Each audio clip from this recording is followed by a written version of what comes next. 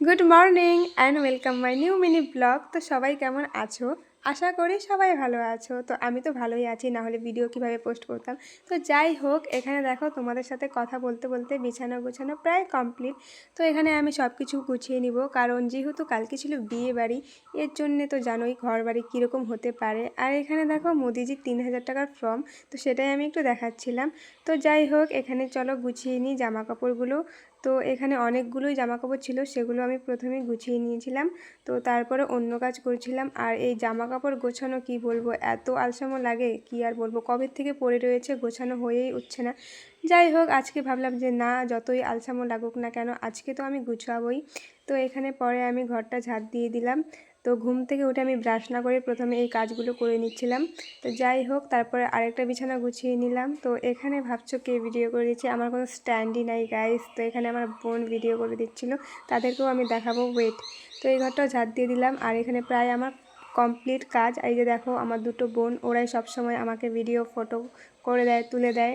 তো যাই হোক, তাই আজকে ভাবলাম আমি ওদের সাথে তো দেখিয়ে দিই তোমাদেরকে। তো এখানে আমরা অনেক আড্ডা মারছিলাম। আর এই যে দেখো, এই ক্লিপটার উপর আমি বসে পড়েছিলাম। তো এটা যে ভাঙেনি সেটাই বড় কথা। আর এখানে ওরা হাসছিল।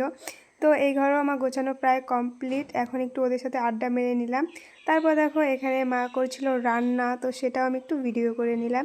তারপরে এই ঘরে দেখো কি অবস্থা, এখানে তো জামা কাপড়ের টাল পড়ে রয়েছে। তো সেগুলো আমি তুড়ি মেরে কীভাবে গুছাই, সেটাই তোমাদের সাথে আমি শেয়ার করব।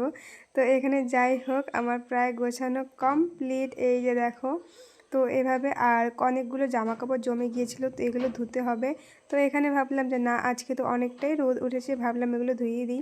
তারপরে এই যে রোদ্রের মধ্যে কাজ করছি। তো গাইস, আজকে আমি সারাদিন অনেক অনেক কাজ করেছি, আরও কাজ করেছি যেগুলো আমি ফুটেজ নিতে ভুলে গেছি। তাই হোক, আর যতগুলো ভিডিও করেছি তো সেগুলোই তোমাদের সাথে শেয়ার করলাম। তো যাই হোক, এখানে আমার বিছানা কমপ্লিট। তো এখন আমি ফ্রেশ হয়ে নিব। তোমাদেরকে তো আগেই বলেছিলাম আমি ঘুম থেকে উঠে ব্রাশই করিনি, সবার আগে কাজগুলো করেছিলাম। আর এখানে সব জল ভরে রেখে দিয়েছিলাম, যেহেতু আজকে এত রোদ উঠেছিল বলার মতো না। তারপরে এই যে আমাদের ছাগলের বাচ্চা এটা।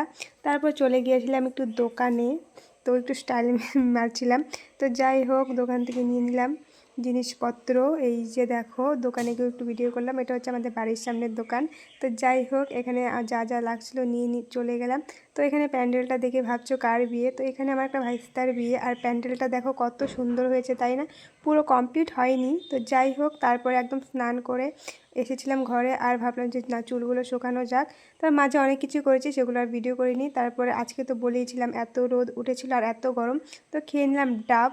তারপরে আজকে যেহেতু শনিবার ছিল, আমাদের এখানেও শনি পুজো হয়েছিল, তো সেখানে গিয়েছিলাম। তারপরে একদম সন্ধ্যাবেলায় গিয়েছিলাম প্রসাদ খেতে। আর অনেকটাই ভিড় হয়েছিল, পাড়ার সবাই এসেছিল। তো এই যে দেখো, সবাইকে দেখিয়ে দিলাম।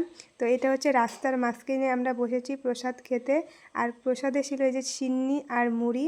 তো এই প্রসাদগুলো কার কার ভালো লাগে অবশ্যই জানিও। তো আমার তো অনেক বেশি ভালো লাগে, তাই চলে আসলাম প্রসাদ খেতে। তো যাই হোক, তারপরে এই যে এখানে মটরের ব্যবস্থা করে দিয়েছিল হাত ধোয়ার জন্য। আর বাড়িতে এসে চা খেয়ে নিয়েছিলাম। আর আজকে যেহেতু আগেই বলেছিলাম যে বিয়ে ছিল, তো বর কনে আসছিল। তো বাড়ির থেকে দেখতে পেলাম যে বাজি ফুটছিল, সেটা দেখে আমরা তাড়াতাড়ি করে চলে গিয়েছিলাম। আর যে দেখো কত সুন্দর সুন্দর বাজি ফুটিয়েছিল। তো এখন বর বউ ঘরে চলে যাবে, অনেক রিচুয়ালস ছিল, তো সেগুলোও একটু একটু ক্লিপ নিয়ে নিলাম। তো এখানে প্রায় কমপ্লিটই। তো এখন চলে যাবে ঘরে। আর এই যে দেখো, বরের বোনরা গেট আটকিয়েছে। তো যাই হোক, ভিডিওটা কীরকম লাগলো অবশ্যই কিন্তু কমেন্টে জানিও। তারপরে এই যে আমি, আমার বান্ধবী, আর এটা ছিল আমার বান্ধবীর বোন। তো এখন আমরা বাড়ি চলে যাচ্ছি। ভিডিওটা ভালো লাগলে লাইক কমেন্ট শেয়ার করে দিও। সবাইকে টাটা।